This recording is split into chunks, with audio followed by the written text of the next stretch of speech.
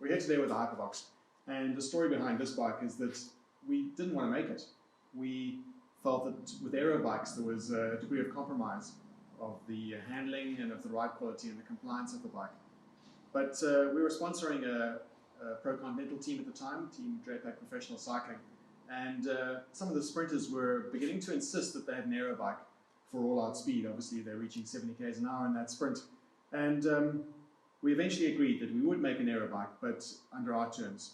And the terms were it would not compromise the ride quality or the compliance, and most importantly our SwiftCarbon DNA that would become known for with the Ultravox. So the first points we noted when we were designing the Hypervox was to make sure that the front end of the bike, the leading edge of the bike, was aero, and the rear part of the bike was compliant. So it's kind of putting two together. And the reason for that is at the rear of the bike there is a lot of disturbance of the airflow, and it's not completely necessary to have aero tube shapes for the seat stays, for example. And that trade-off was really worth it for us.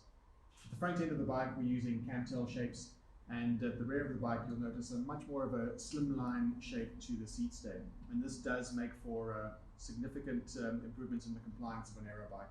And couple that with some really clever layup that our carbon engineers have employed with the rear stays, and we have a bike that is compliant at the back, but aero at the front. So the kind of rider that gets the most out of the Hypervox, it's actually a variety of riders. It could be a sprinter who wants a really fast all-out speed bike, right the way through to a triathlete. In fact, Henry Schoeman raced the Hypervox to great effect. He was at the Rio Olympics and he took a bronze medal. And he noted that on those tricky circuits that around Rio, those are really technical circuits where some riders really, they came unstuck, he was able to handle that circuit on his Hypervox with the confidence that he needed to remain fresh for the run and just to be able to stay in touch with the group.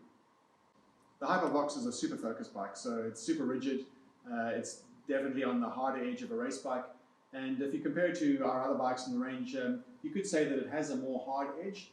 At the same time, we have made sure that the SwiftCarbon DNA, the handling, the poise, the balance is still there, just more focused on speed.